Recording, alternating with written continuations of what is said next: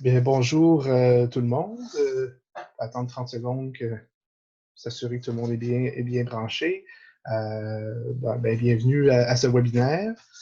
Donc, mon nom est Denis Côté, je suis analyste des politiques à l'Association québécoise des organismes de coopération internationale, la COSI, et ça me fait plaisir, grand plaisir d'animer ce webinaire en partie aujourd'hui. Donc, vous êtes ici pour participer au webinaire, se mêler de nos affaires, s'assurer que les entreprises canadiennes respectent les droits humains à l'étranger.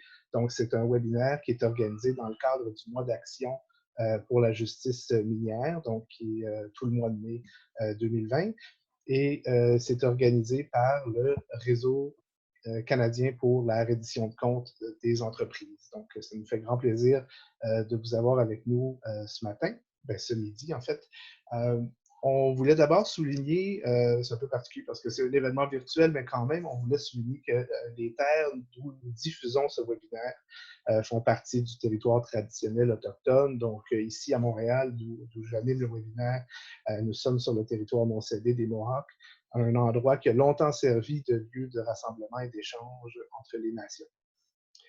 Avant de commencer, d'entrer dans le vif du sujet, juste quelques informations techniques. D'abord, si vous avez des problèmes quelconques au niveau de l'audio, vidéo ou autre là, pour comprendre ou gérer votre participation au webinaire, on vous invite à écrire dans la boîte de conversation, là, dans la boîte de chat spécifiquement. Donc, on garde cet endroit-là spécifiquement pour les questions plus techniques. On a quelqu'un qui s'occupe du support technique et qui va pouvoir vous répondre et vous aider si jamais il y a un problème. Nous allons aussi avoir plusieurs moments pendant le webinaire, entre quelques moments où vous allez pouvoir poser des questions à nos intervenantes et intervenants. À ce moment-là, on va vous inviter à inscrire les questions dans la boîte Q&A, donc Question and Answer ou questions et réponses. Donc, si vous avez des questions pendant le webinaire, on vous invite à les inscrire là-dedans et non pas dans le chat. Donc, nous, on va lire les questions qui sont dans la boîte Q&A. Là, vous allez trouver le petit icône en bas de votre écran. Maintenant, le webinaire aussi est en train d'être enregistré et donc toutes les personnes qui se sont inscrites vont recevoir par la suite donc l'enregistrement et aussi des liens vers les ressources qui seront partagées là, pendant la rencontre. Alors, on va commencer. Évidemment, vous comprendrez qu'on ne peut pas faire un tour de table. Je vois qu'on est 70 personnes en ligne, donc on ne pourra pas faire un tour pour se présenter tout le monde, mais on voulait quand même avoir une idée de qui sont les personnes qui sont avec nous ce midi. Alors, on va lancer un petit sondage.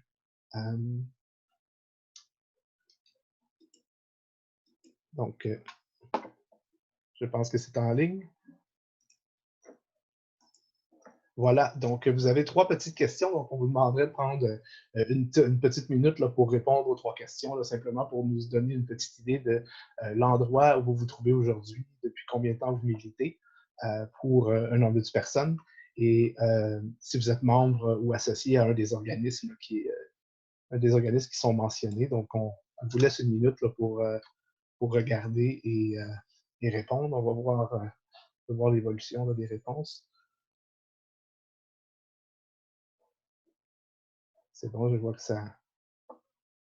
Oui, je vous interromps, monsieur. Je ne peux pas répondre au sondage.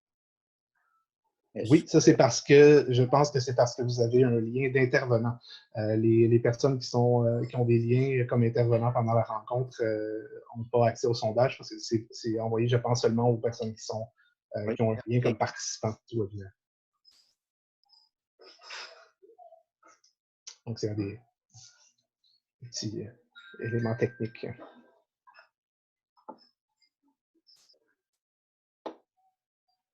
Ah, ben, là, je vois quelqu'un demande si je ne suis pas membre associé à un des organismes, il n'y a pas d'option. Effectivement, on a dit de mettre une option, donc c'est simplement peut-être sauter cette question.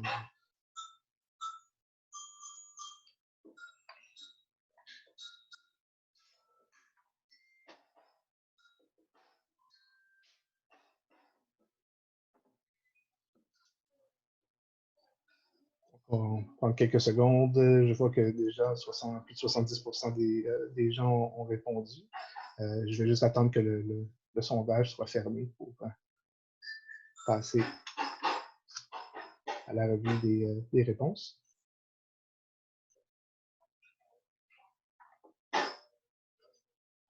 Oui, donc si vous n'êtes pas associé à un des organismes, on a oublié d'ajouter une option pour ça, donc on s'excuse, vous pouvez simplement sauter la question. Alors voilà, je pense que je ne sais pas si vous voyez les réponses aussi au sondage. Donc, on a fermé le sondage. On voit que on a beaucoup de monde, c'est égal. On a 37% des gens qui sont dans la région de Québec et 37% dans la région du Grand Montréal. On a aussi des gens du nord du Québec, de la rive sud des provinces atlantiques, de la Colombie-Britannique, de l'Ontario, de Saskatchewan et Manitoba qui sont avec nous. Bienvenue à tout le monde. On voit que oui, donc la majorité des gens qui sont en ligne militent. En fait, c'est pas la première. Ils n'en sont pas à leur tout début dans la militance pour la justice minière, même que le quart, le 26% d'entre vous militez pour un ombudsperson depuis plus de 10 ans. Et on a quand même 17 personnes qui viennent tout juste de commencer. Donc, on est heureux que vous vous joigniez à nous aujourd'hui. Et on voit pour l'association majoritairement des gens associés aux membres de Développement et Paix, mais beaucoup de gens aussi avec Amnesty International francophone, les syndicats, donc notamment les Médalos. Et on voit aussi qu'il y a des gens associés à Oxfam, l'ACOSI et le CEDAL. Donc, merci beaucoup d'avoir participé à ce petit sondage. Ça nous donne une meilleure idée de qui sont les personnes qui sont avec nous ce matin, ce midi. J'arrête pas de dire ce matin. Donc, sans plus tarder, je vais vous présenter maintenant Emily Dwyer, qui va prendre la parole dans quelques secondes. Donc, Emily Dwyer, qui est la coordonnatrice du Réseau canadien pour la reddition de comptes des entreprises. Emily a étudié en droit à l'Université de Dalhousie en Nouvelle-Écosse et elle travaille sur les enjeux liés à la justice minière depuis plus de 10 ans, comme beaucoup de personnes parmi vous en ligne présentement. Donc, Emily, si tu es là, je te cède la parole. Merci beaucoup et bon après-midi. Je vais commencer un peu. Je sais que plusieurs d'entre vous sont impliqués dans un de nos organisations membres, mais on est 38 organisations membres de partout au Canada, donc dans le droit de la personne, religieux, des organisations féministes, des syndicats, et beaucoup de nos membres ont des liens de long terme avec les communautés affectées par les activités des compagnies à l'étranger, y compris spécialement liées aux activités minières. On peut continuer un peu avec le PowerPoint au deuxième, je pense, Elana. Notre vision en matière d'entreprise et droits de la personne, c'est un monde dans lequel on veut contribuer à un monde sans discrimination, harcèlement, violence, ni destruction environnementale, et que les sociétés canadiennes et d'autres compagnies qui vendent des produits dans le marché canadien, par exemple, respectent les droits humains et dans l'environnement dans leur opération. Elana, tu vas peut-être suivre avec moi le PowerPoint pendant que je ne vais pas te le dire à chaque fois, mais oui, merci. Et je vais parler aujourd'hui de deux de nos enjeux principaux, deux de nos priorités principales, mais je voulais premièrement mentionner qu'il n'y a pas une seule mesure, un seul mécanisme qui va répondre aux problématiques actuelles qu'on voit. On demande un agenda assez robuste avec plusieurs de mesures. Mais ce que je vais parler aujourd'hui, c'est nos deux plus importantes priorités actuelles, c'est qui est l'ombudsperson indépendante avec pouvoir d'enquête et une loi sur la diligence raisonnable en matière de droits de la personne. Et dans l'ensemble de ces mesures, la priorisation du consentement préalable libre et éclairé des peuples autochtones. Avant de donner la parole à nos invités internationaux, je voulais juste nous rappeler de pourquoi on privilège la reddition de comptes des entreprises. Les violations de droits de la personne liées aux abus des compagnies sont généralisées et flagrantes. Encore une fois, dans le secteur minier, il y a beaucoup de risques en matière d'abus de droits de la personne et de destruction environnementale, mais aussi des violations importantes dans la production des vêtements, etc. Une des raisons pour lesquelles il y a tellement de violations, c'est qu'il y a une lacune en matière de responsabilisation. C'est-à-dire qu'au plan international, nos systèmes ne sont pas créés pour responsabiliser les entreprises, ils visent plutôt les États. Au niveau des pays hôtes, là où les compagnies opèrent, il y a souvent soit pas de loi qui protège les droits de la personne et l'environnement, ou ces lois ne sont pas renforcées vis-à-vis les grandes compagnies multinationales. Et au Canada, on manque des mécanismes adéquats pour accéder à la justice. La troisième raison pour laquelle on privilège beaucoup la question de la reddition de comptes des entreprises, c'est à cause de la responsabilité particulière du Canada. La plupart des compagnies minières au plan international sont basées au Canada.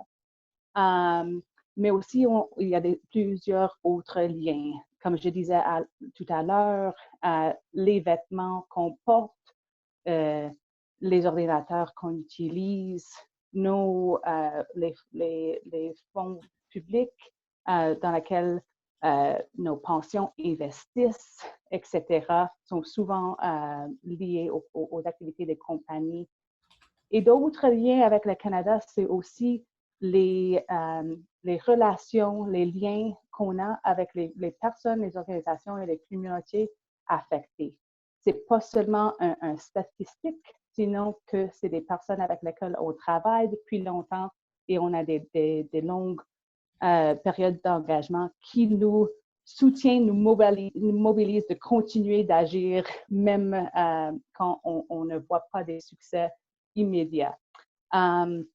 Donc, je vais, après des interventions de nos partenaires internationaux, je vais donner un plus longue mise à jour sur cette campagne, mais on a la chance maintenant d'entendre de trois partenaires. Guillain Coco va nous participer en direct. Il est avocat en droits humains du RDC. Il a travaillé avec l'Observatoire de gouvernance et paix en RDC et il est l'ancien directeur de programme de l'Association africaine, du Coalition africaine pour la reddition de comptes des entreprises.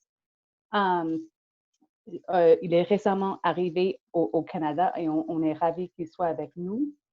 Après l'intervention de Guillain, on verra un court vidéo témoignage des Moura de Brésil. C'est des partenaires de Développement et Paix. Et Développement et Paix lance une campagne sur le consentement préalable libre et éclairé en soutien de ses partenaires au Brésil. Et finalement, on verra un court vidéo témoignage de Kalpona Akhter, qui est du Centre du Bangladesh pour la solidarité des travailleurs. Et elle va parler du contexte actuel dans la production des vêtements au Bangladesh, y compris la situation actuelle du pandémie. Mais premièrement, je vais passer la parole à Guillain. Merci beaucoup d'être avec nous et de parler un peu de ton expérience, des exemples du continent africain en matière de reddition de comptes des entreprises. Merci beaucoup, Émilie. Merci beaucoup à tous les collègues membres de l'association Canada Network for Corporate Accountability et salutations à tout le monde qui est présent ici. De prime abord, je tiens d'abord à vous remercier et de nous avoir associés à cet événement. Ça représente beaucoup pour nous.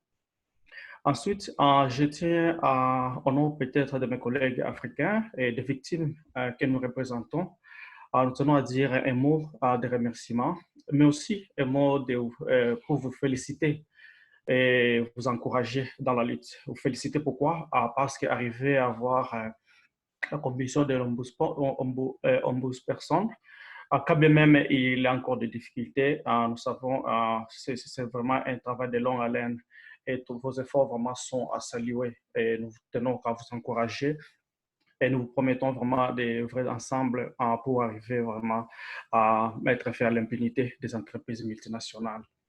Bonjour, Guillaume, je m'excuse. Je voulais juste savoir, peut-être que tu peux pencher ta caméra un petit peu? Je pense qu'on voit, je ne sais pas si c'est juste moi, mais on voit plutôt juste le haut. Là, voilà, on voit un petit peu. C'est beaucoup mieux comme ça? C'est déjà mieux, oui, merci. Tu peux baisser encore un petit peu. Comme ça, c'est bon? Ou bien comme ça? Non, comme ça peut-être. Vous me voyez bien, Thomas?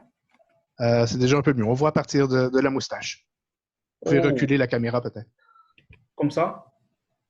Non, dans l'autre sens. Ah, ça c'est bon. Oui, okay. Ça c'est parfait. Merci. Désolé. OK. Non, merci beaucoup pour ça, oui. Alors, c'est quoi je vais parler aujourd'hui? Je vais d'abord me mettre à citer quelques sociétés multinationales qui sont enregistrées au Stock Exchange à Toronto, c'est-à-dire qui sont enregistrées comme compagnie canadienne. Aussi, à vous parler des difficultés que nous, défenseurs des droits de l'homme, qui représentons les victimes, à la fois les individus, par victimes, on entend par individus et communautés africaines qui ont été affectées, négativement affectées par les actions des entreprises multinationales, surtout celles venant du Canada. D'entrée de jeu, il est important de signaler que la lutte contre l'impunité des entreprises multinationales est un effort qui a été salué par de nombreuses communautés africaines. Comme vous le savez, l'Afrique est dotée de nombreuses ressources naturelles. Mais malheureusement, ce qui manque aux Africains, c'est l'élite politique et qui a une gestion très cruciale.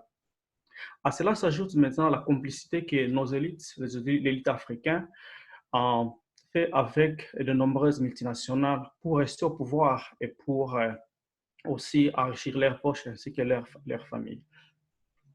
Parmi ces entreprises, nous pouvons citer d'abord au niveau, il y en a beaucoup, mais nous allons seulement citer quelques-uns pour raison du temps. Nous avons par exemple le cas qui était venu ici au Canada, en Ville Mining, où la communauté, je pense que vous connaissez ce cas, où la communauté a été négativement affectée par une société canadienne et australienne, en Ville Mining.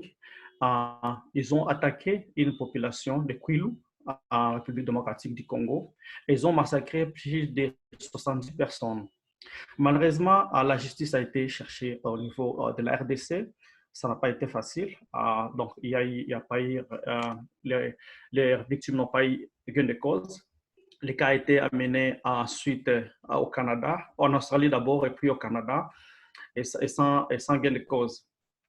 Ce cas, heureusement, il a été pris au niveau de la Commission africaine des droits de l'homme et on a accordé aux victimes plus de 2 milliards de dollars que les gouvernements congolais devraient payer.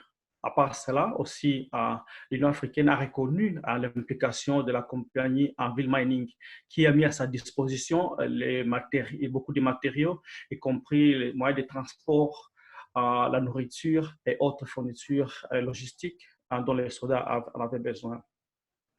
À part ça, nous avons l'entreprise Acacia, qui est aussi reconnue enregistrée au Canada.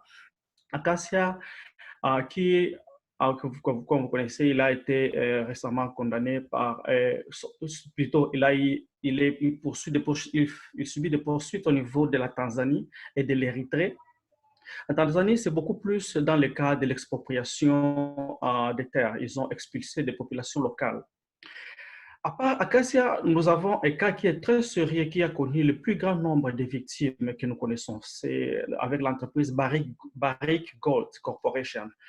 Barrick Gold a été impliqué comme victime, plutôt comme complice avec l'armée ougandaise et l'armée rwandaise pour piller l'est de la RDC et fournir les armes aux soldats et aux rebelles pour mettre non seulement le régime de Mobutu, mais aussi après Mobutu, ils ont continué à perpétuer des exactions contre contre la population et plusieurs tueries au niveau de l'est de la République démocratique du Congo, dont le nombre s'estime actuellement à plus de 8 millions de personnes.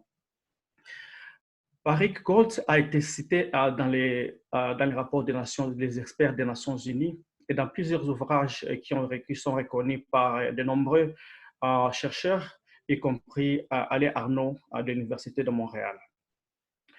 À part Barrick Gold, nous avons aussi cité Tenke Manning, Melchior Resources, First Quantum Mineral, qui actuellement aussi connaît beaucoup de violations des droits de l'homme à la fois en Zambie et au Katanga dans l'exploitation du cobalt. Nous avons aussi IM Gold Corporation, Xiaomin Resources, Ashanti Goldfield Company et Banro Corporation. Banro Corporation qui opère au niveau de l'Est de l'Afrique et de la RDC, notamment dans le Sud Kivu. Et il y a beaucoup de cas des violations des droits de l'homme qui sont reprochées, notamment mauvais traitement de ses employés, et le travail dans des conditions inhumaines, et la violation des droits des femmes, surtout pour l'air police qui font la garde de cette station. À part ça, il y a un autre cas qui est beaucoup plus, je dirais, à la fois économique et politique. C'est le cas avec Gen Gettler. Gettler, qui est un milliardaire d'origine Israël, d'origine juive, mais qui est un ami personnel au président Joseph Kabila. Gen Gettler a créé une société depuis 2001, une société appelée Emagzom Finance International, qui est la subsidiaire qui est une compagnie subsidiaire de Dan Blair International, DGI. Glenn a été cité et il a aussi reçu l'embargo du gouvernement américain pour avoir aidé aussi, non seulement la RDC, mais aussi avoir aidé le président Kabila à commettre plusieurs massacres et tueries contre la population quand on voulait lui barrer la route pour briguer contre le troisième mandat, qui était un mandat illégal et inconstitutionnel. Glenn a été reproché aussi dans le blanchissement d'argent, ainsi que le monopole de vente de diamants dans presque dans les Dékasaï et en matière de cobalt au niveau de Katanga. À part ces entreprises que je viens seulement de noter, il y a toute une panoplie d'autres entreprises multinationales, à la fois canadiennes et non canadiennes. Mais pour nous, l'espoir, c'est de voir que si au niveau de la société civile canadienne, les efforts aboutissent à avoir un nombre de personnes, avoir aussi les droits de devoir de diligence raisonnable, ça sera un grand pas vers la fin de l'impunité. Parce qu'au niveau de l'Afrique, ça nous devons le dire, il y a de nombreuses difficultés auxquelles nous sommes confrontés. La première des difficultés, c'est d'abord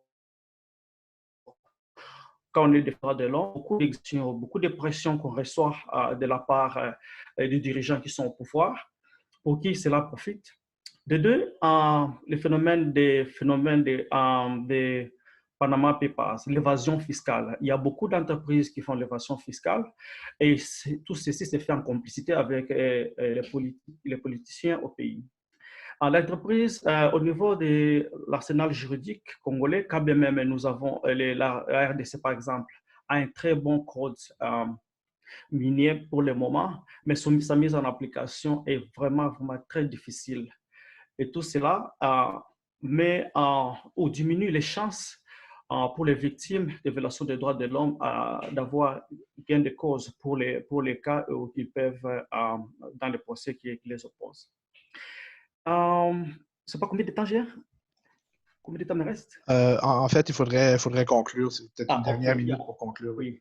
Donc, en conclusion, nous disons que au niveau de l'Afrique, nous sommes tous, nous comme défenseurs des droits de l'homme, nous sommes aussi déterminés dans la lutte contre l'impunité des entreprises multinationales. Et dans cette lutte, nous sommes très conscients que nous ne pouvons pas y arriver seuls. Nous avons besoin de la collaboration de nos partenaires de partout dans le monde et surtout de ceux du Canada où plus de 60% des entreprises multinationales au niveau du monde sont inscrites au Canada, sont enregistrées au Canada. Et nous promettons de joindre nos mains au vôtres pour arriver à cette bataille, au résultat escompté de cette bataille. Merci, je vous remercie.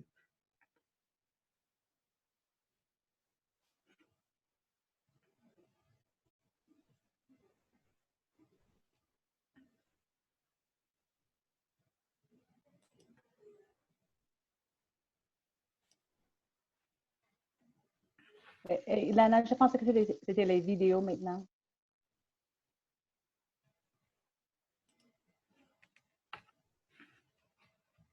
Merci beaucoup, Guillain. Je vous en prie. De votre participation et on va maintenant voir deux courtes vidéos, témoignages des Moura de Brésil et de Bangladesh. Après, je vais prendre la parole encore une fois et on va retourner à une période de questions. Donc, Pierre-Luc, si tu veux lancer les vidéos.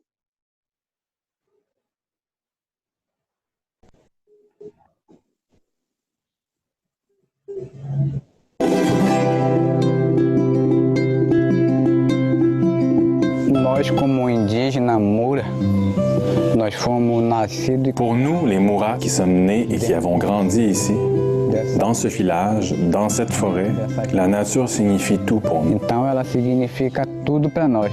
Nous faisons partie de la forêt et elle fait partie de nous. Ela da floresta, ela é de nós também.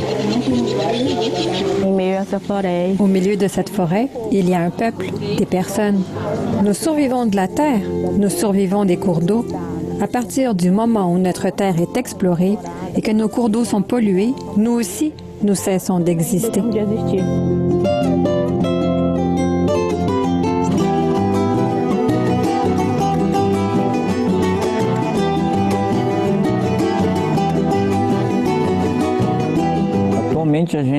En ce moment, la plus grande préoccupation est la question territoriale. Une minière peut s'implanter sur notre territoire pour extraire des minerais.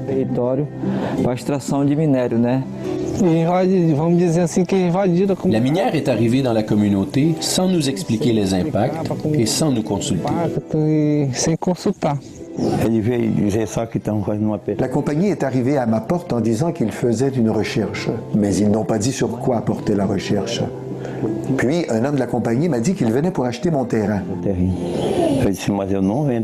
J'ai dit, mais je ne le vends pas. Je n'ai pas l'intention de le vendre. Il a dit, mais vous devez le vendre parce que l'entreprise en a besoin. J'ai dit, mais je ne le vends pas. Il a dit, si vous ne le vendez pas, vous allez le perdre.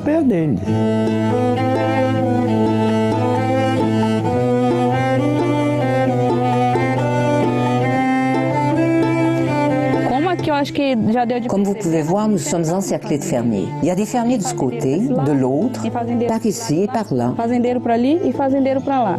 Alors, pour qui vit de la chasse, il n'y a pas de moyen. Ça devient beaucoup plus difficile. Avant, il y avait beaucoup de poissons et des animaux pour la chasse. Nous avions confiance que l'eau était bonne à boire. On la buvait à même la rivière. Mais maintenant, on ne peut plus faire ça. L'eau est très contaminée par les buffles qui sont élevés ici.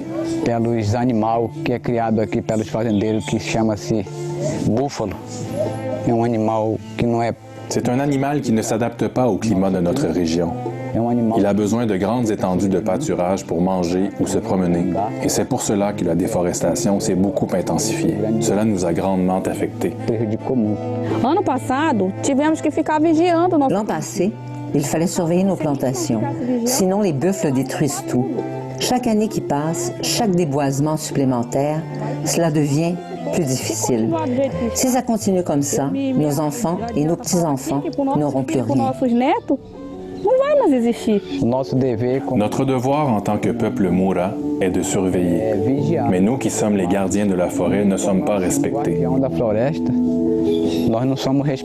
Nos droits sont violés.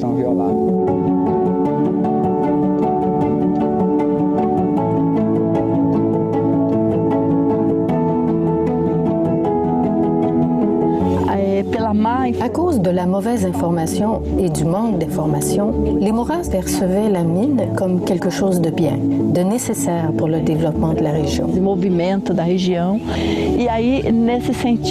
Puis, ils ont réfléchi jusqu'au moment où ils ont senti le besoin de demander cette consultation. La justice a accordé qu'il y ait un arrêt des travaux jusqu'à ce que les Mouras décident ce qu'ils veulent, oui ou non, à l'implantation du projet. Nous sommes dans une grande lutte pour que cela ne se produise pas sur notre territoire. Nous sommes certains que cela aura un grand impact environnemental et social. Nous voulons notre territoire, la démarcation de nos terres et de toutes les terres autochtones pour faire du Brésil un pays où on peut vivre en harmonie et en sécurité.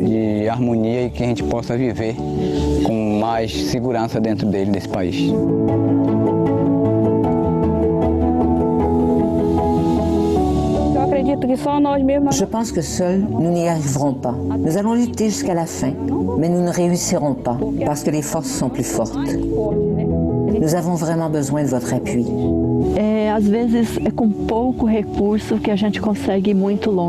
Parfois, avec peu de ressources, il est possible de faire beaucoup. Je dis toujours que cela permet la mobilité pour nous, afin d'appuyer les Mouras, mais aussi pour eux, afin qu'ils puissent s'organiser pour faire valoir leurs droits. Mobilisar para conquistar os seus direitos.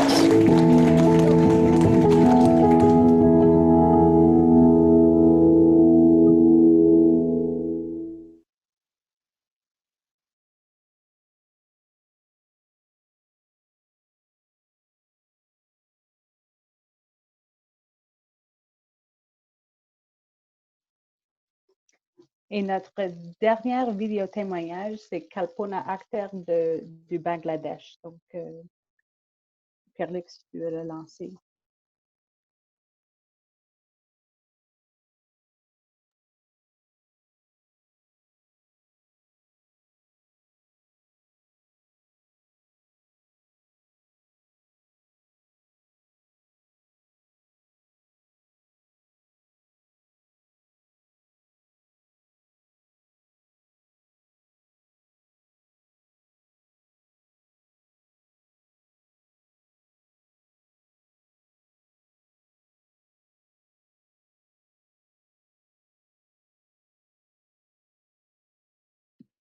Désolé, un petit ennui technique.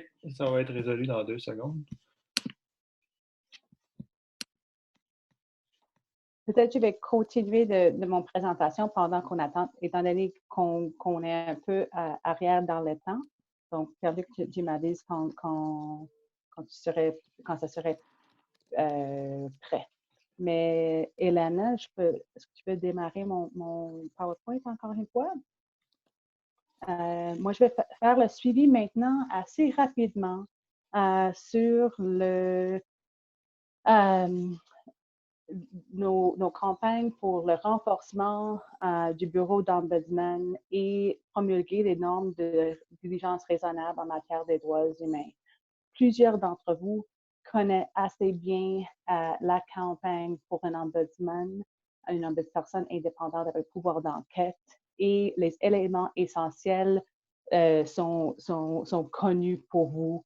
L'indépendance, le pouvoir d'enquête, des vrais pouvoirs d'enquête, y compris les pouvoirs coercitifs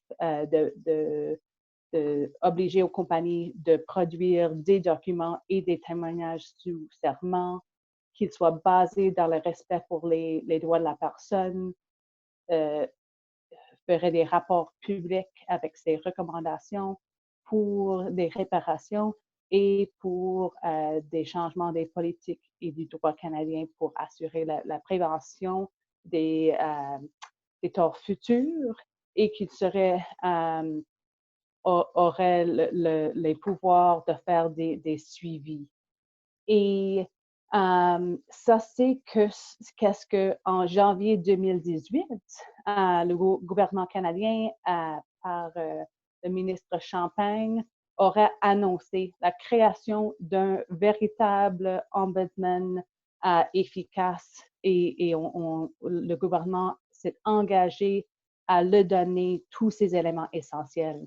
Mais en avril 2019, le gouvernement a fait marche arrière. Ils ont nommé Sherry Meyerhofer comme l'ombudsperson, et dans le décret en conseil qu'il a nommé et énonçait son mandat, il n'y avait pas de pouvoir d'enquête, et l'ombudsman et tous ses employés sont sont des travailleurs du fonction publique. En septembre 2019, juste avant les élections fédérales, le ministre Carr nous a écrit une lettre au RCRCE et autres pour réitérer l'engagement du gouvernement de créer un ombudsman avec les pouvoirs, mais disant que maintenant, il pensait le faire par le biais d'une loi future. Après les élections, on voit aucune action de la part du gouvernement, mais pas un manque d'action de notre part, et on peut parler un peu de cela plus tard.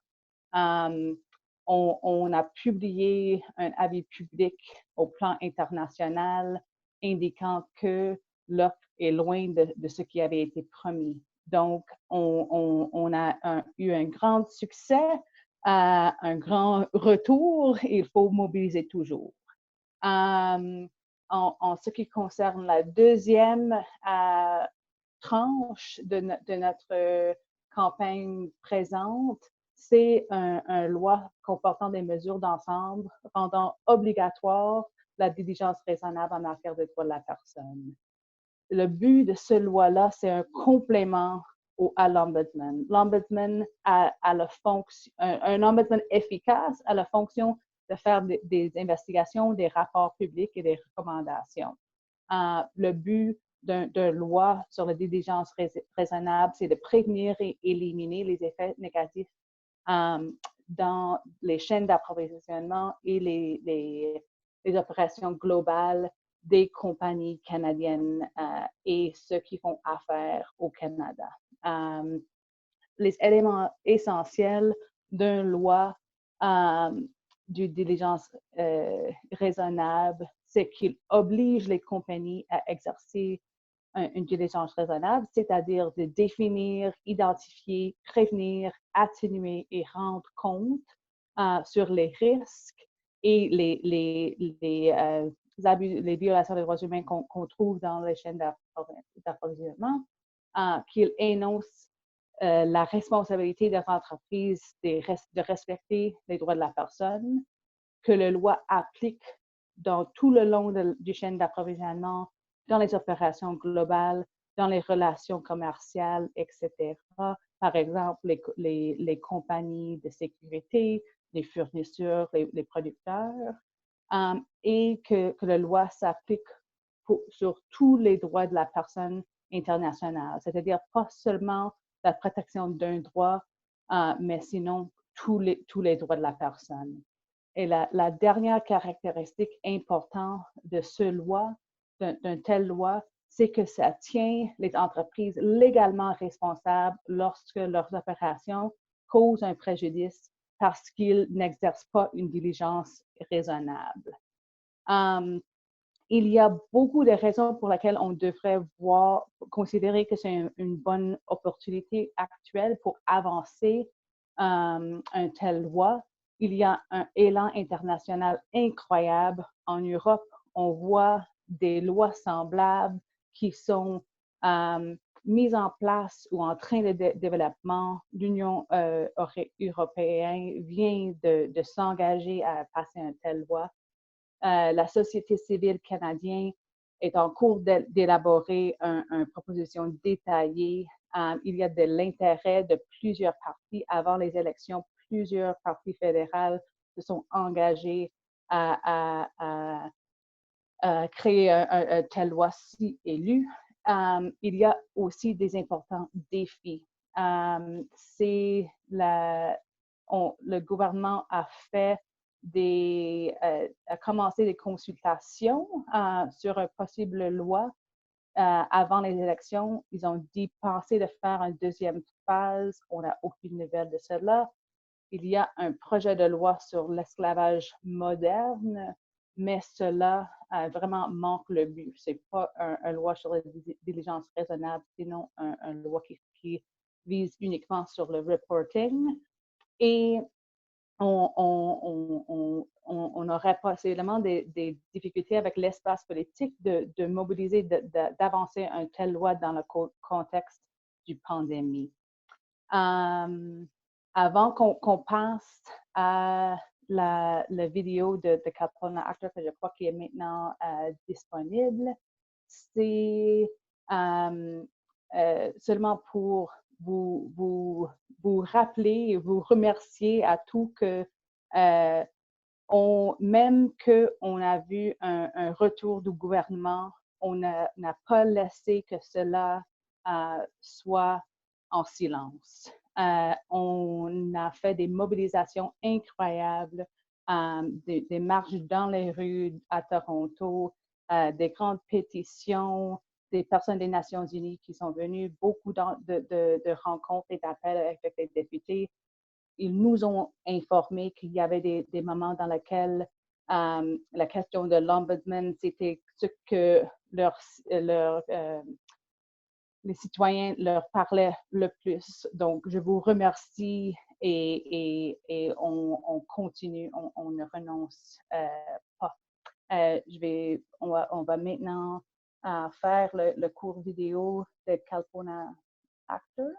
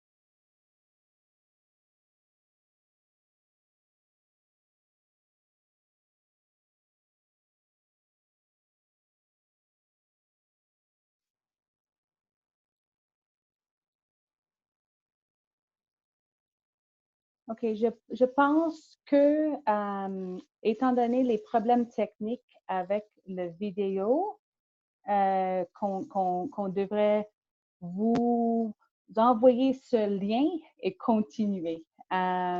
Donc, je vous remercie et je passe la parole à Denis et peut-être je te passe le parole. Merci, Émilie. Dans le fond, on a pris un peu de retard sur l'horaire, mais on va prendre quand même 5 minutes pour quelques questions, s'il y en a, soit pour Émilie ou pour Guylaine, donc qui a fait une intervention, Guylaine Coco qui a fait une intervention un peu plus tôt. Donc, je vous invite, si vous avez une question à poser à une de ces deux personnes, à la mettre dans la boîte Q&A.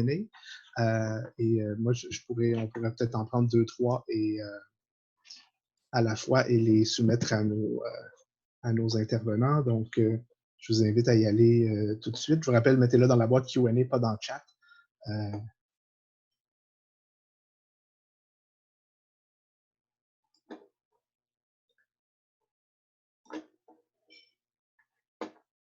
Je ne vois pas de questions pour le moment. On va attendre encore une petite minute, voir s'il y a des gens qui se manifestent. OK, j'en vois une.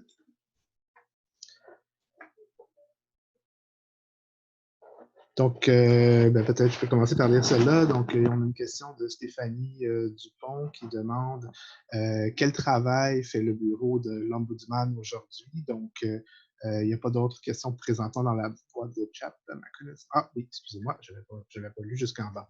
Donc, quel travail fait le bureau de l'Ombudsman aujourd'hui? Karine Cazot qui demande aussi est-ce que des minières canadiennes sont sur l'appel afin de partager leur point de vue? Je ne sais pas si quelqu'un connaît la liste des participants, donc peut-être Émilie qui pourrait répondre à cette question-là. Émilie? Oui. En ce qui concerne quel travail fait le bureau de l'Ombudsman actuellement, c'est le 1er mai, c'est l'anniversaire d'1 an depuis que Sherry Meyerhofer prend sa poste. On ne reçoit toujours, le bureau n'est toujours pas ouvert pour recevoir des plaintes. Donc, je crois comprendre que le travail que le bureau fait actuellement, c'est de se structurer pour pouvoir le faire. Ça fait 1 an. On sait que le bureau de l'Ombudsperson avait l'intention de voyager en Colombie et Brésil en mai 2020. Mais à cause du pandémie, ça n'a pas eu lieu. Mais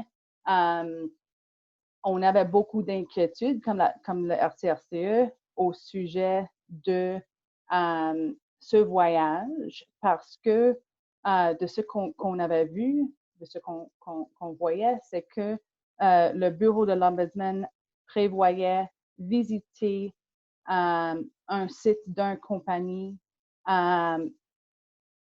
sans avoir consulté ou parlé avec les communautés affectées pour savoir, premièrement, s'ils voulaient qu'elle y rentre sans avoir des mesures de sécurité propres à l'Ombudsman, etc. De toute façon, le fait que le bureau n'est pas ouvert, nous estimons que sans le pouvoir d'enquête, sans l'indépendance, même si l'OCRE ouvrira sa porte à des plaintes demain, ça ne servirait pas en tout aux personnes impactées. On a eu des bureaux similaires avant la création de ce OCRE, dont le conseiller en RSE. Ce bureau-là aussi n'avait pas le pouvoir d'enquête et ça ne servait pas aux personnes qui ont apporté des plaintes. Je sais qu'il y avait une autre question aussi de la question que tu avais mentionnée, Denis, s'il y avait des minières canadiennes qui sont sur l'appel. Moi, je ne connais pas.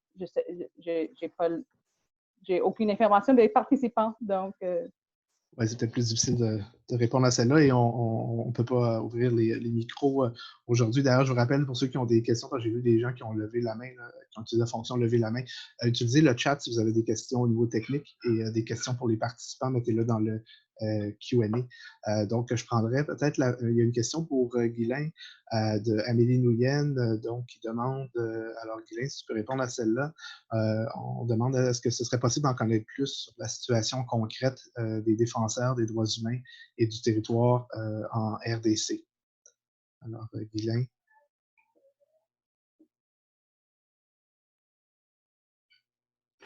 Oui, merci beaucoup pour la question, Nguyen, Emery. OK. Oui, tu peux y aller. D'accord. Merci. Merci beaucoup pour la question. Je dirais que la situation des défenseurs des droits de l'homme en Afrique n'est pas très bonne. Pourquoi?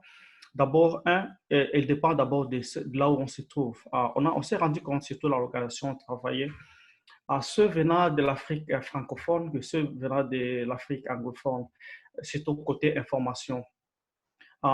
C'est que beaucoup d'informations en matière des entreprises de droits de l'homme, beaucoup d'informations sont plus en anglais qu'en français, ce qui fait qu'il y a un petit retard au niveau de recevoir des informations, et non pas toutes les informations. De deux, au niveau de l'engagement, c'est beaucoup plus facile pour ceux qui sont plutôt situés sur les pays, sur le côté anglophone, de recevoir plus d'informations que ceux du côté anglophone. C'est là aussi parce qu'il y a beaucoup plus d'applications de ce côté-là. Et les domaines de business, d'entreprise et de droits de l'homme, c'est comme un domaine nouveau. Alors, ils n'ont pas assez de formation par rapport à ça. Alors, le troisième problème, c'est un défi qu'ils connaissent maintenant par rapport aux pouvoirs qui sont en place. Il y a ils travaillent il y a l'intimidation. Ils sont victimes des arrestations arbitraires et souvent, ils peuvent être même enlevés. La liberté d'expression n'est pas là. La liberté d'expression, la liberté d'association n'est pas là. Un autre défi auquel ils sont confrontés, c'est que c'est les judiciaires, ou disons les politiques qui s'ingèrent surtout sur les judiciaires. Il y a beaucoup de procès qui ont pris cours, mais une fois qu'ils sont en cours, quand même ils ont raison, ou bien les procès se déroulent bien, mais en raison de l'ingérence politique, ça n'aboutit vraiment presque pas à rien. En conséquence, nombre d'entre eux ont perdu la vie. On connaît le cas de Floribert Cheibé, Pascal Kabungulu, par exemple, en RDC, qui ont été tués parce qu'ils connaissaient ils détenaient certaines vérités, ou bien ils étaient des personnes clés dans certains procès qui opposaient à quelques multinationales, ou peut-être quelques membres de la famille présidentielle étaient impliqués.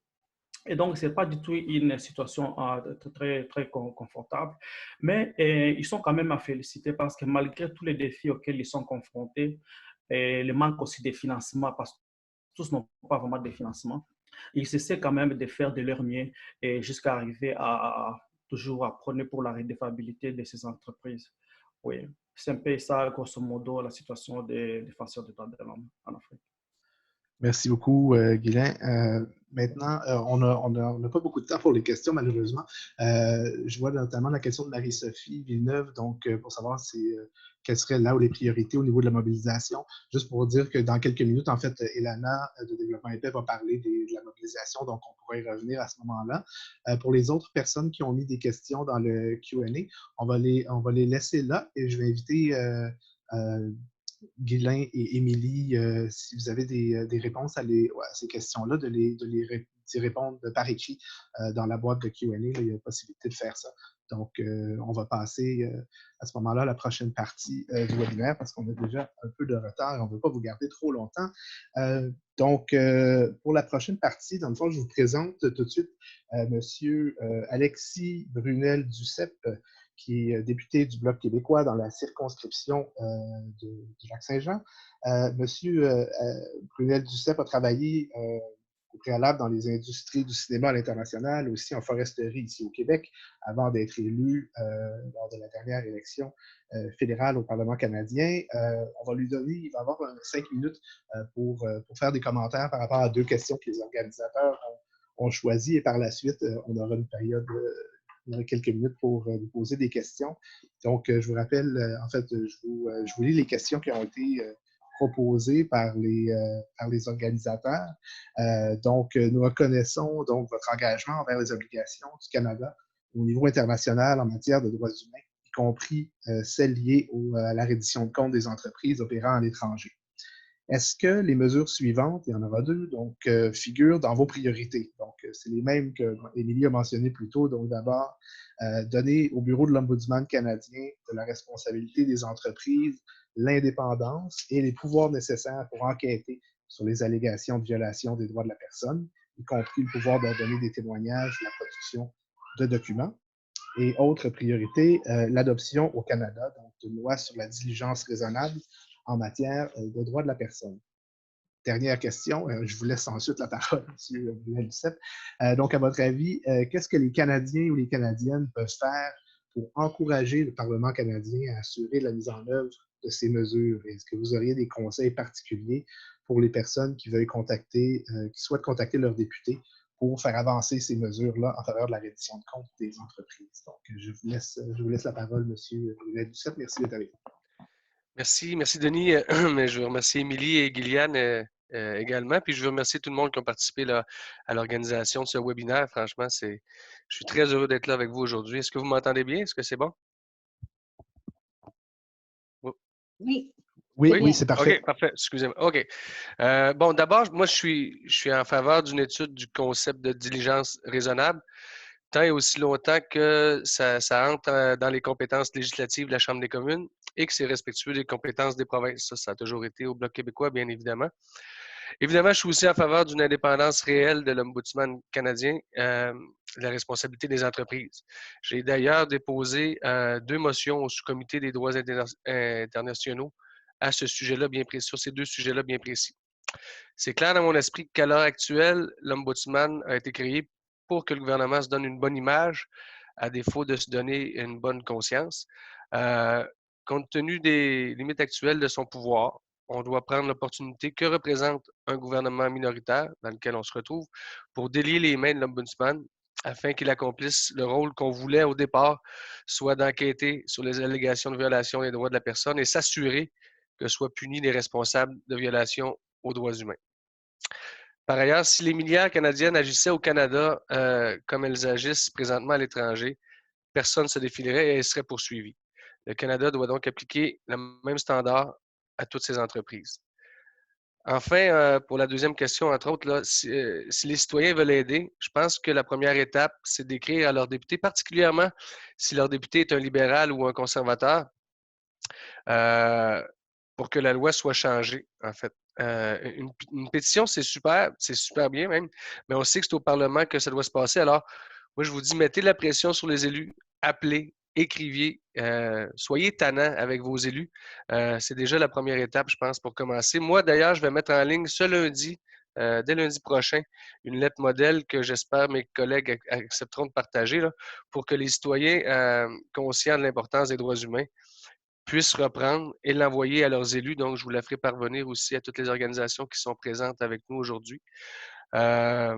Merci de l'opportunité qui se présente à moi aujourd'hui de vous parler. Je suis vraiment content. Je pense qu'on s'aligne sur quelque chose d'assez précis de plus en plus. C'est possible de le faire. Seulement, il faut travailler ensemble. Il faut travailler de manière transpartisane à Ottawa. Ça, je pense que là-dessus, avec le NPD, ça va super bien. Avec Mme McPherson, entre autres, qui va être avec vous, je pense, jeudi au webinaire en anglais. On a une bonne relation. On a la même vision des choses. Donc, c'est possible de démontrer que même si on a des partis différents, on est capable de travailler ensemble pour le bien commun et pour les droits humains en ce qui nous concerne aujourd'hui. Merci. Merci beaucoup. On a le temps de prendre, on a quelques minutes pour prendre quelques questions. Je vais voir dans la boîte si vous avez des questions directement pour M. Boulet-Duceppe. Je vois que c'est les questions précédentes. Je vais attendre une minute. Donc, je vous invite à, tout comme comme on l'a fait un peu plus tôt, là, tapez vos questions dans la boîte Q&A, Q&A. Et voilà.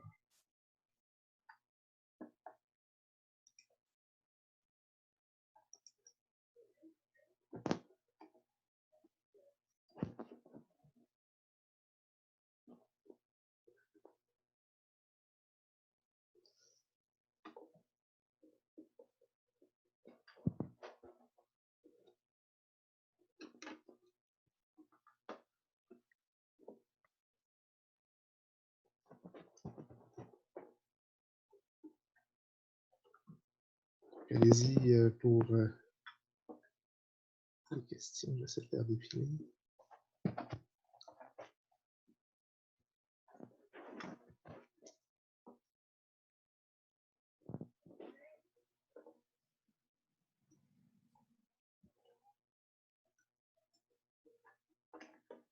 Peut-être en attendant, peut-être que mes collègues, pendant que les participants pensent à leurs questions, les collègues intervenants, panélistes, si vous voulez prendre la parole, je pense que vous pouvez allumer directement votre micro et votre caméra.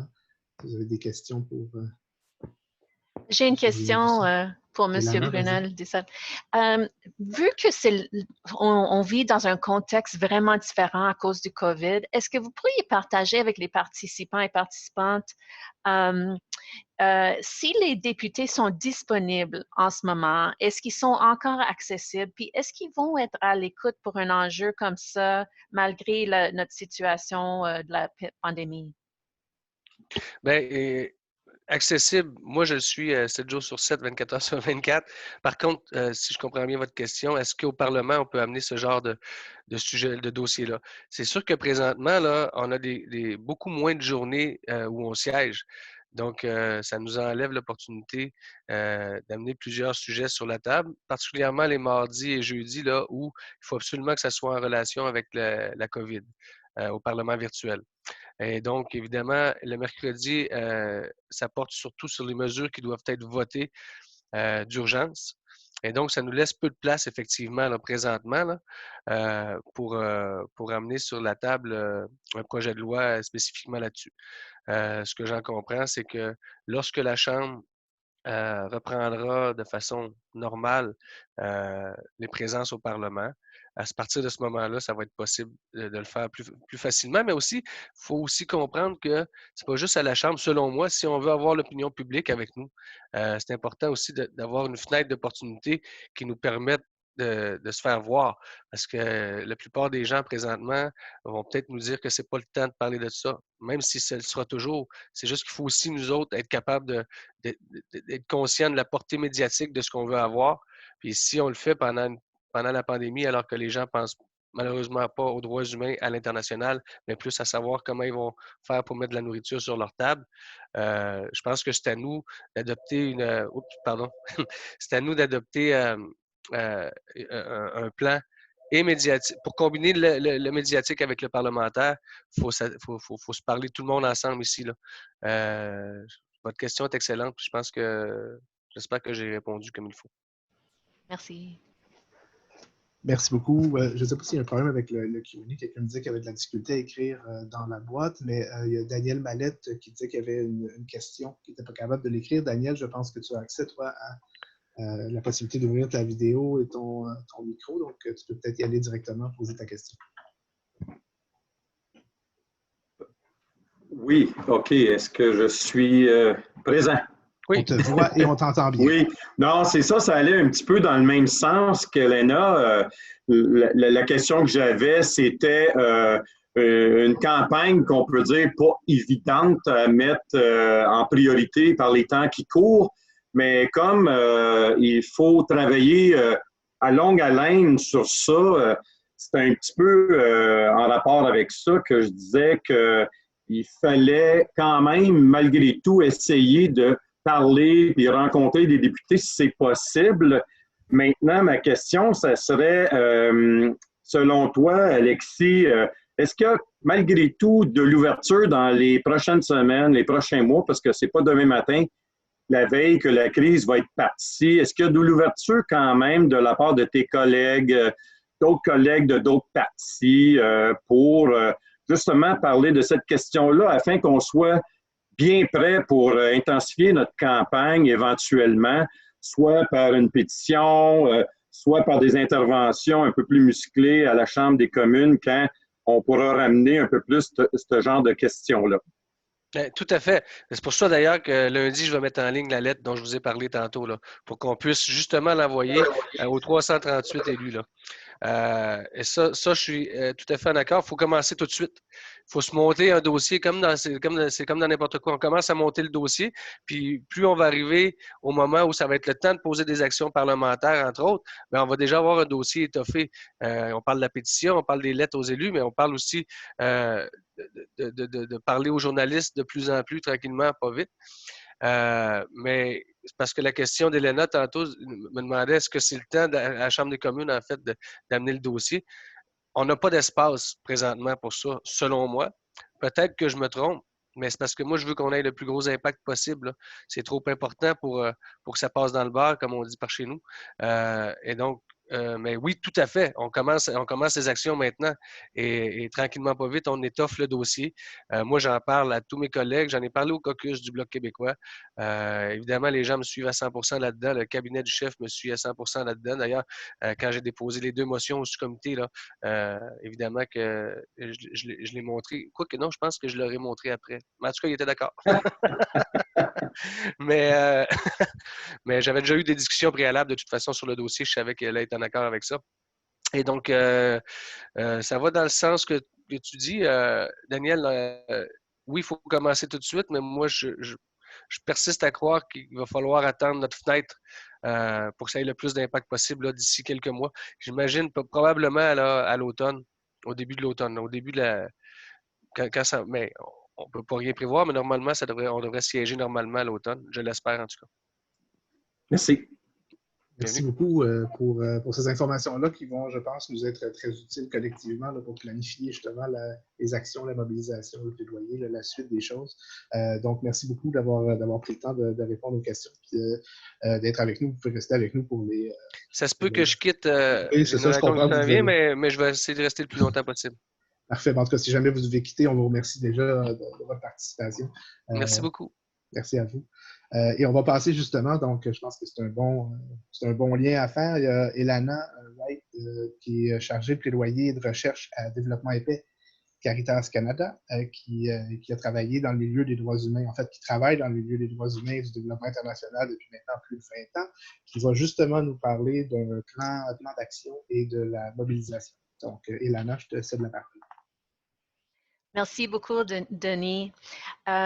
Oui, c'est vraiment le bon moment de commencer à parler de comment chacun et chacune de nous pourrions agir pour assurer qu'on a une ombudsperson efficace et aussi qu'on puisse agir sur cette initiative de présenter un projet de loi au Parlement sur la diligence raisonnable en matière de droits humains. Alors, je vous partage quelques photos de nos mobilisations depuis des années, depuis plus qu'une décennie, pour un ombudsman, pour la responsabilité des compagnies canadiennes à l'étranger. On est très motivés et on vous propose 4 éléments, 4 étapes dans notre plan d'action.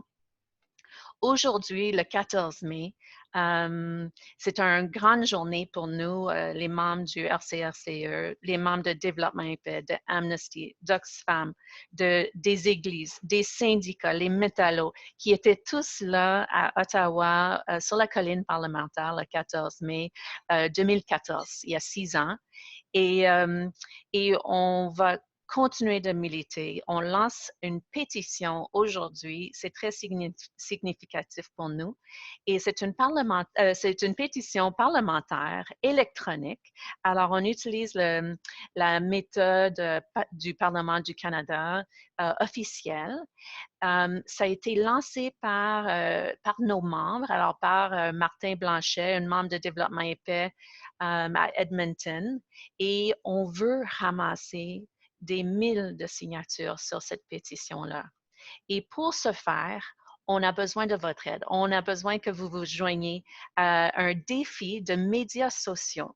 Ce défi, c'est qu'on voudrait que vous partagez la pétition électronique sur Facebook, sur Instagram, sur Twitter et que vous taguez 5 de vos amis pour que eux autres aussi qui signent la pétition et que ça continue, que ces personnes-là aussi qui lancent le défi puis qui invitent 5 personnes aussi de signer la pétition. On veut montrer que les enjeux reliés aux activités des compagnies canadiennes à l'étranger sont urgents et que les Canadiens et les Canadiennes sont très, très préoccupés par ça.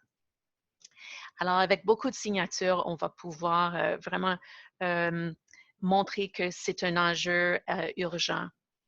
On vous invite aussi, dans le cadre de notre plan d'action, de rencontrer votre député. Et peut-être vous vous demandez, est-ce que c'est le bon moment de rencontrer votre député? Mais comme Alexis nous a dit, les députés, ils sont dans leur circonscription, beaucoup. Certains sont, c'est sûr qu'ils sont à Ottawa, mais la majorité sont dans leur circonscription et ils sont disponibles pour des rencontres téléphoniques ou des rencontres virtuelles par Zoom ou par Skype. Alors, c'est possible pour vous, tout seul ou avec un groupe, de demander une rencontre avec votre député fédéral pour parler de ces enjeux, pour parler de la pétition et nos 2 demandes. Et on vous invite de le faire ce mois-ci, pourquoi pas, pendant le mois de l'action pour la justice minière. La 4e étape de notre plan d'action, c'est qu'on planifie, on va commencer à planifier ça. C'est un rallye, une manifestation, une mobilisation virtuelle. Alors, on aimerait faire ça cet automne quand on va présenter la pétition au Parlement. Et alors, on va vous partager beaucoup plus d'informations là-dessus plus tard.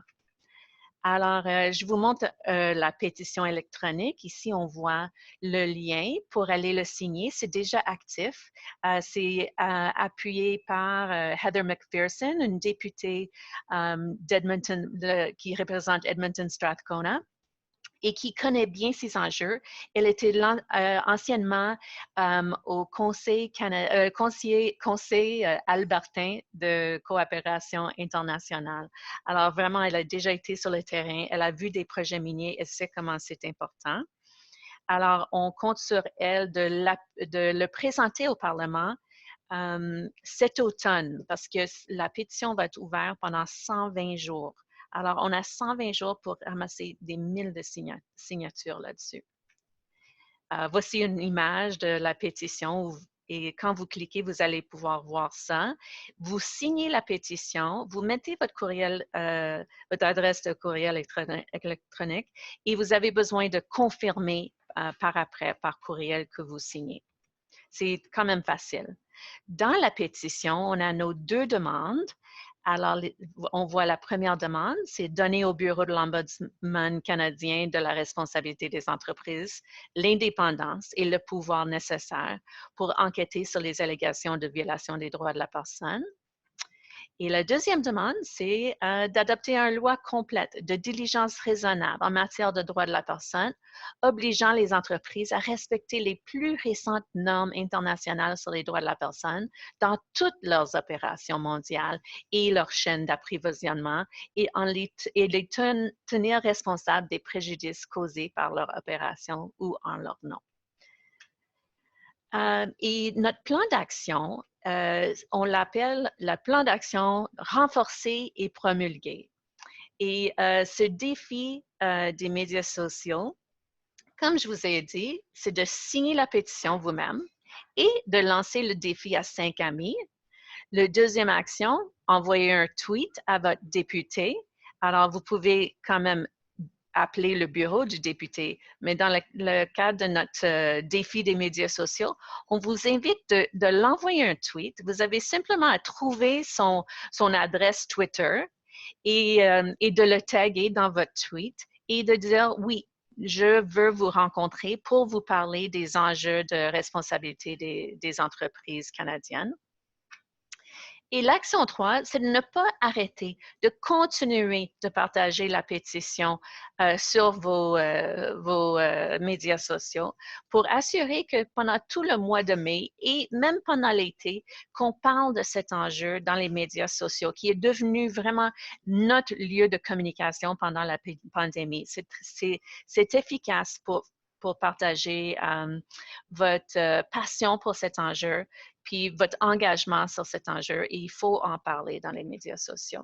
Voici une image qu'on vous partage aujourd'hui dans ce lien qu'on va vous partager par courriel par après. Alors, c'est des images, on a une variété d'images de mines, de l'industrie des vêtements qui montrent des images de ce qui se passe à l'étranger. C'est pour nous rappeler que les compagnies canadiennes de vêtements, minières, pétrolières, ils sont en train de continuer leurs activités et ce n'est pas toujours avec le respect des droits humains. Voici une autre image d'une usine au Bangladesh où les travailleurs et travailleuses souffrent beaucoup à cause de la pandémie parce que beaucoup n'ont pas été payés. Leurs droits humains ne sont vraiment pas respectés en ce moment.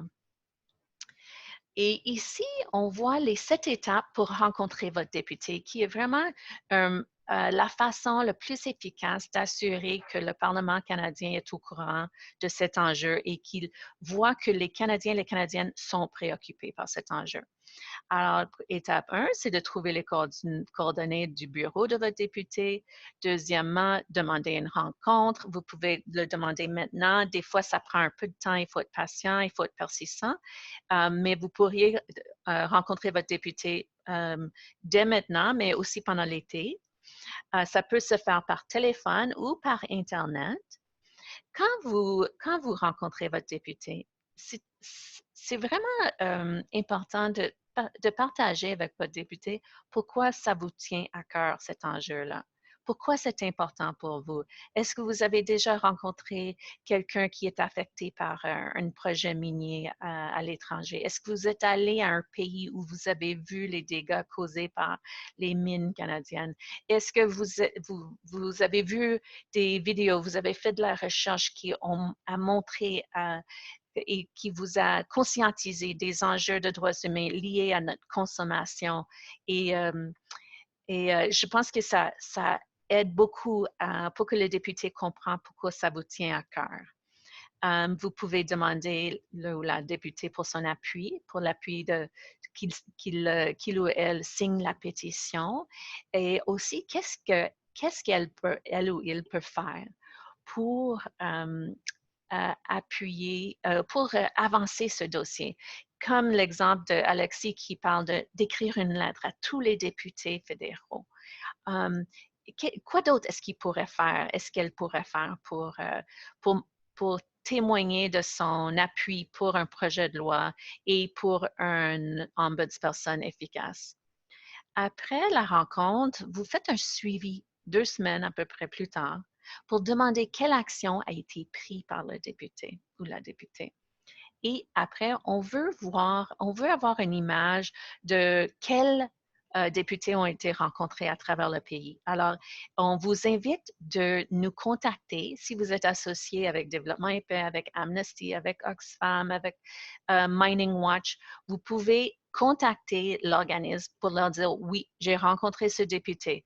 Elle m'a raconté comment elle nous appuie, ou elle est contre ce projet de loi et d'écrire pourquoi, parce que ça nous aide beaucoup dans nos stratégies de plaidoyer. Et comme j'ai mentionné, il y aurait une mobilisation virtuelle cet automne. Alors, on ne va pas arrêter de continuer de mobiliser sur cet enjeu. On continue notre lutte pour la justice minière et pour la justice liée aux activités de toutes les compagnies canadiennes qui travaillent à l'étranger. Et vous allez recevoir un courriel de suivi après le webinaire avec des liens vers les ressources, vers l'enregistrement de ce webinaire, vers la pétition. Alors, vous auriez tout ce que vous avez besoin pour agir, pour participer à ce mois d'action pour la justice minière.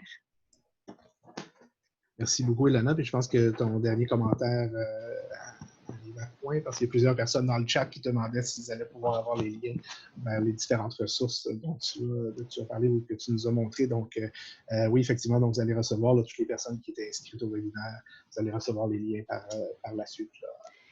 Et Denis, j'aimerais juste inviter Daniel Mallette et Martin Blanchet d'allumer leur micro et leur caméra. Et si jamais ils voudraient répondre à des questions aussi, je sais que le temps est très court. Oui, peut-être. Est-ce que tu veux toujours faire le sondage ou est-ce qu'on passe à la question-réponse? Oui, et on va faire les questions et réponses et après, on va lancer le sondage. Et pour que vous puissiez être prêts pour le sondage, on va vous inviter de dire quelle action est-ce que vous allez prendre dans le cadre du mois de l'action pour la justice minière. Alors, on va faire la période de questions, puis après, il y aurait le sondage. Donc, pour l'instant, on peut prendre quelques questions spécifiquement donc, sur le plan d'action et de mobilisation dont vient de nous parler Ilana. Et donc, on a Ilana, Émilie et Daniel qui peuvent répondre à vos questions. Donc, on vous invite à les mettre dans la boîte Q&A. Et juste pour mentionner que Daniel Mallette est avec est un agent de mobilisation avec les métallos, le syndicat des métallos. Et Martin Blanchet est une membre de développement épais de longue date qui est l'initiateur de la pétition électronique. Parfait. Donc, il n'y a pas de questions pour le moment. Je vois qu'il y a des gens qui commencent à quitter. En attendant pour la question, est-ce que je peux Bien sûr, allez-y. Au groupe? Oui. Comme vous voyez, c'est quelque chose qui m'intéresse beaucoup. Je suis à Edmonton, en Alberta, et je suis entouré d'une mer bleue, si vous voulez. Nous avons un espoir qui n'est pas bleu. C'est la députée Heather McPherson, avec laquelle nous avons eu déjà des contacts. Et puis, Heather elle appuie beaucoup notre projet. Je dois vous dire que moi, j'ai débuté en 2013, je crois, j'étais à Madagascar.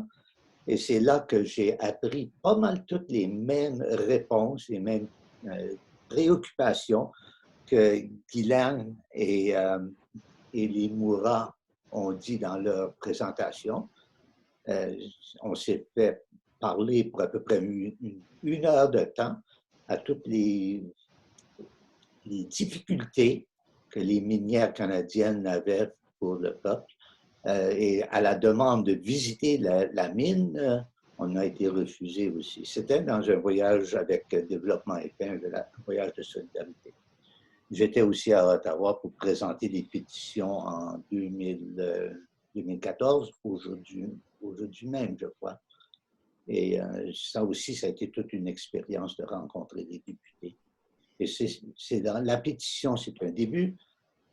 Rencontrer des députés, c'est un suivi. Et ensuite, on doit s'assurer que ces députés fassent ce que nous leur demandons aussi. Merci. Merci beaucoup, M. Blanchet. D'ailleurs, il y a quelqu'un qui souhaite vous féliciter là, dans le chat, Daniel Roberge, qui vous remercie, qui vous félicite. Donc, j'en profite pour vous transmettre cette information. Est-ce que je n'ai pas de questions là, dans la boîte de Q&A, mais je ne sais pas si Daniel ou Ilana ou Émilie... En fait, peut-être juste avant de saluer tout le monde, parce que ça va finir bientôt, peut-être juste mentionner que la revendication de l'Ombudsman, puis la question d'avoir une loi sur la question du respect des droits humains à l'étranger par les compagnies canadiennes, c'est une revendication qui est de longue date chez les métallos. Et dans la fameuse campagne 2013-2014, notre syndicat avait été fort actif et avait ramassé des milliers et des milliers de signatures de la pétition à l'époque. C'est certain que dans la présente campagne, on va être actif, mais il y a un contexte, évidemment, avec la COVID qui fait en sorte que c'est une situation un petit peu plus compliquée. Pour nous, présentement, avec tout ce qui se passe au niveau des entreprises et mesures de sécurité qui doivent être prises un peu partout, les programmes qui sont mis en place, c'est un peu dans ce sens-là que je posais la question tantôt, à savoir si on pouvait s'activer aussi avec les députés présentement, est-ce qu'il y avait de l'ouverture de ce côté-là? Parce que ça, c'est des choses qui vont pouvoir se continuer dans les prochains mois, puis on va être là pour le faire. D'ailleurs, on a fait partie de l'équipe avec toi, Denis, Elena et Émilie, de rencontrer dans un premier temps les députés du Bloc québécois à Ottawa il y a quelques mois avant que la COVID nous tombe dessus. Fait qu'on va continuer ça, puis on va faire notre possible pour activer la campagne, bien sûr, de la pétition. Puis j'étais content d'entendre qu'elle était là pour 120 jours, parce que ça va être un message qu'il va falloir continuer à marteler continuellement, puis profiter de chaque occasion qu'on a pour étendre cette campagne-là, parce que on a une conjoncture spéciale. Je pense qu'Alexis l'a mentionné tantôt. Il y a un gouvernement minoritaire présentement. Il y a des pressions politiques qui peuvent être faites avec les députés de l'opposition pour faire en sorte qu'ils adoptent une position plus acceptable par rapport à un tel projet de loi, puis un poste d'ombudsman avec des dents. Donc, on va être là pour participer à cette campagne-là. Merci beaucoup, Daniel. Est-ce que, Elana, est-ce que tu veux envoyer le sondage maintenant, juste avant qu'on se quitte? Alors voilà, donc avant de vous quitter, un petit sondage pour savoir quelles actions vous allez prendre, vous prévoyez prendre dans le cadre du mode d'action pour la justice minière. On va se donner une minute pour y répondre.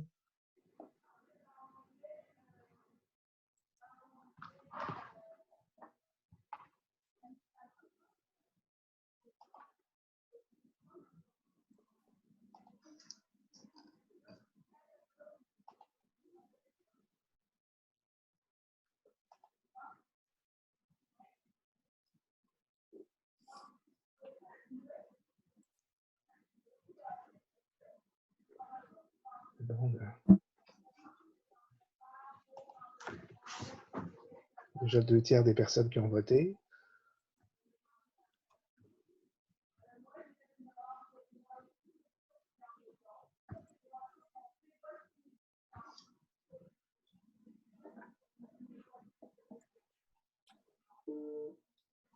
Monsieur Côté. Oui. Il y a une caisse qui dit « Autre ». Ça aurait été intéressant si j'aurais pu mettre les autres actions que je désire faire pour partager avec tous les gens du Canada.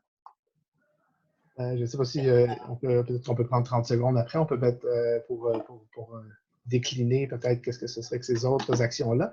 Elana, est-ce qu'on met fin au sondage? Oui, donc ce qu'on voit, bon, 95%, bon, je pense que presque tout le monde va signer la pétition et le 3/4 des gens qui ont répondu disent qu'ils vont lancer le défi aussi à 5 amis sur Facebook. Plus de la moitié vont demander une rencontre avec leurs députés et les 2/3 vont faire plus de recherches sur la justice minière pour mieux connaître les enjeux. Monsieur Blanchet, si vous avez un exemple à nous donner d'autres activités, allez-y. On vous écoute, on peut prendre une minute avant de terminer. Moi, je trouve que les rencontres avec les députés, tandis que c'est très important, très souvent, on se sent incapable de s'exprimer correctement avec ces gens-là. Comme ça, moi, je me prête bénévole à Edmonton pour n'importe qui veut rencontrer son député, sa députée, et fournir peut-être l'expertise, si vous voulez, ou la facilité de lui parler à cette personne. C'est le citoyen qui va voter pour la personne qui est importante, mais il faut peut-être alimenter cette personne-là avec un peu plus d'expertise que possible, autant d'expertise que possible. C'est une des choses que je m'engage à faire. Bien, merci beaucoup pour votre engagement puis pour cette piste d'actions aussi que d'autres pourraient reprendre. Donc, je pense qu'on arrive on est déjà à 1h30, alors je vais remercier le Réseau canadien pour la reddition de comptes des entreprises pour l'organisation de ce webinaire, ainsi que Amnesty International Canada francophone, Développement épais, Kairos et tous les membres du RCRCE qui sont engagés dans la lutte pour la justice minière.